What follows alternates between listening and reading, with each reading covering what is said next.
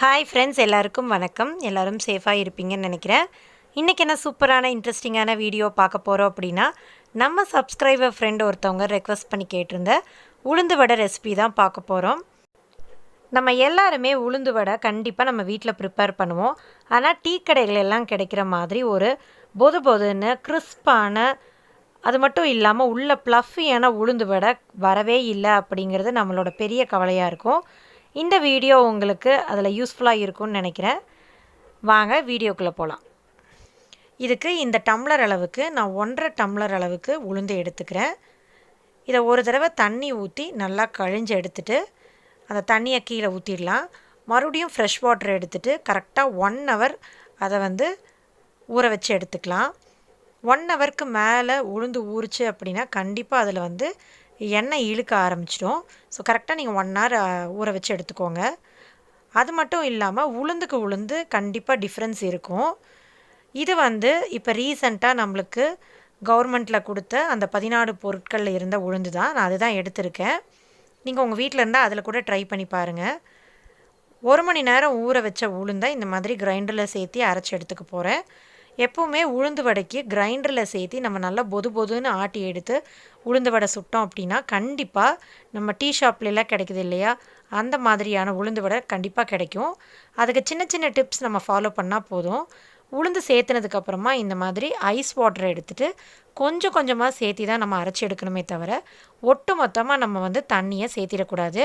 அதே மாதிரி ஊற வச்ச உளுந்தை நல்லா ட்ரெயின் பண்ணிவிட்டு தண்ணியே இல்லாமல் தான் சேர்த்திக்கணும். இப்போ பாருங்கள், கொஞ்சம் கொஞ்சமாக தண்ணி தெளிக்க தெளிக்க இந்த மாதிரி உளுந்து உருண்டு உருண்டு வர ஆரம்பிக்கும். நீங்கள் எடுத்தோன்னே நிறைய தண்ணி ஊற்றிட்டீங்க அப்படின்னா கண்டிப்பாக உளுந்து வடை கிறிஸ்பாக ப்ளஃபியாக வராது. அதுக்கு பதிலாக எண்ணெய் இழுக்க ஆரம்பிச்சிரும். பாருங்கள், கேப் விட்டு இந்த மாதிரி தண்ணியை ஊற்றி ஊற்றி நம்ம ஆட்டி எடுத்துக்கலாம். கண்டிப்பாக நீங்கள் சில் வாட்டர் யூஸ் பண்ணுங்கள். அப்போ தான் அந்த ஹீட் ஏறாமல் உளுந்து மாவு நல்லா பொது பொதுன்னு உங்களுக்கு கிடைக்கும்.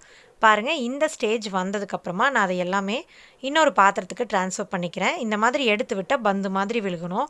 அதுதான் கரெக்டான ஸ்டேஜு. பாருங்கள், நான் எல்லாத்தையும் ஒரு பாத்திரத்துக்கு மாற்றி எடுத்து வச்சிட்டேன். இப்போ நம்ம தேவையான பொருட்கள் எல்லாம் இதில் ஆட் பண்ணிக்கலாம்.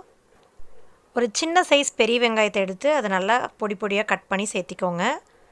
தேவை அப்படின்னா பெரிய வெங்காயம் ஆட் பண்ணிக்கலாம், இல்லாட்டி அதை ஸ்கிப் பண்ணிவிட்டு மற்ற பொருட்களை ஆட் பண்ணிக்கோங்க. நான் ஒரு 2-3 பச்சை மிளகாய்களை இந்த மாதிரி கட் பண்ணி சேர்த்திக்கிறேன். ஒரு சின்ன சைஸ் துண்டு இஞ்சியை எடுத்துகிட்டு அதை நல்லா ஃபைனாக சாப் பண்ணி சேர்த்திக்கோங்க. கொஞ்சமாக கருவேப்பிலை இலை, அதே மாதிரி கொத்தமல்லி இலைகளையும் நல்லா வாஷ் பண்ணிவிட்டு ஃபைனாக சாப் பண்ணி சேர்த்திக்கோங்க. கொஞ்சமாக மிளகு எடுத்துகிட்டு அதை நல்லா கொரகொரப்பாக நுணுக்கி சேர்த்திருக்கேன். நீங்கள் ஃபைன் பவுடராக ஆக்கிட வேண்டாம். முழு மிளகு சேர்த்திக்கிறதுக்கு பிடிக்காதவங்க இந்த மாதிரி சேர்த்திக்கோங்க. தேவையான பொருட்கள் எல்லாத்தையும் சேர்த்துனதுக்கப்புறமா இதுக்கு தேவையான உப்பையும் சேர்த்திட்டு நல்லா இதை அடித்து மிக்ஸ் பண்ணணும். நம்ம எந்த அளவுக்கு அதை அடித்து மிக்ஸ் பண்ணுறோமோ அந்த அளவுக்கு உளுந்து வடை நல்லா கிறிஸ்பாகவும் அதே சமயம் நல்லா ப்ளஃபியாகவும் வரும். பாருங்கள், இந்த மாதிரி நல்லா மிக்ஸ் பண்ணி எடுத்துக்கோங்க. உளுந்து வடை நல்லா கிறிஸ்பாக வர்றதுக்காக ஒரு 1லேருந்து 1.5 ஸ்பூன் அளவுக்கு அரிசி மாவு சேர்த்திருக்கேன். நீங்கள் வேணும்னா சேர்த்திக்கலாம், இல்லாட்டி இதையும் கூட ஸ்கிப் பண்ணிக்கோங்க. இதை சேர்த்திக்கிட்டா அப்படின்னா நல்லா மேலே முறுமுறுப்பாக கிடைக்கும். அதுக்காக தான் நம்ம சேர்த்திக்கிறோம். இப்போ இதையும் சேர்த்தி நல்லா மிக்ஸ் பண்ணி விட்டுக்கலாம். நம்ம எப்போவுமே உளுந்து வடை சுடுறப்ப தனியாக ஒரு பவுலில் இந்த மாதிரி தண்ணி ஊற்றி வச்சுக்கோங்க.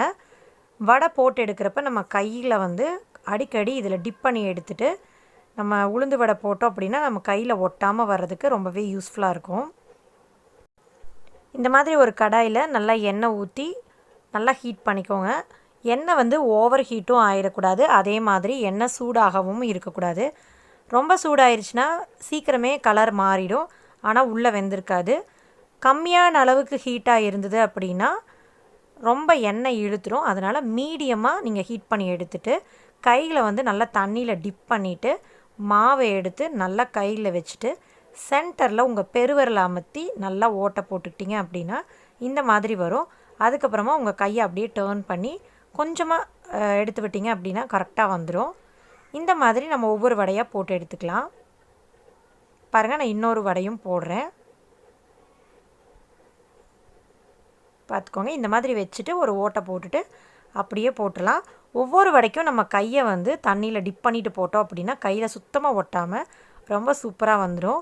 இப்போ அதை நம்ம நல்லா திருப்பி போட்டு கலர் மாறுற வரைக்கும் மீடியம் ஹீட்டில் வச்சு தான் நம்ம இதை ஃப்ரை பண்ணி எடுக்கணும். இப்போ பார்த்தீங்க அப்படின்னா நல்லா திருப்பி போட்டு இந்த கலர் வர்ற வரைக்கும் நம்ம இதை ஃப்ரை பண்ணி எடுத்துக்கலாம். இப்போ இந்த 2 வடையுமே வந்து நம்ம வேறு ஒரு பாத்திரத்துக்கு ட்ரான்ஸ்ஃபர் பண்ணி வச்சுக்கலாம். பாருங்கள், எந்த எண்ணெயுமே இழுக்காமல் ரொம்ப கிறிஸ்பாக ப்ளஃபியான சூப்பரான உளுந்து வடை ரெடி ஆயிடுச்சு. இதே மாதிரி அடுத்தும் மீதி இருக்கிற மாவில் நம்ம வடையை போட்டு எடுத்துடலாம். இப்போ பாருங்கள், நல்லா பெரிய பெரிய வடையாக தான் நான் போடுறேன். உங்களுக்கு என்ன சைஸில் வேணுமோ அந்த மாதிரி போட்டு எடுத்துக்கோங்க. எண்ணெய் மட்டும் எப்போவுமே மீடியமான ஹீட்டில் வச்சு நீங்கள் ஃப்ரை பண்ணி எடுங்க. ஓவர் ஹீட்டும் ஆகிடக்கூடாது, அதே மாதிரி ரொம்ப லோவான ஹீட்லேயும் வச்சு பொரிச்சிடக்கூடாது. ஸோ இப்போ பாருங்கள், உளுந்து வடை ரொம்பவே சூப்பராக ரெடி ஆகிட்டுருக்கு. ஒவ்வொரு வடையும் நம்ம போடுறப்ப ஒரே மாதிரியான கலரில் வர்ற வரைக்கும் விட்டு பொரிச்சு எடுத்தோம் அப்படின்னா ரொம்பவே சூப்பராக இருக்கும்.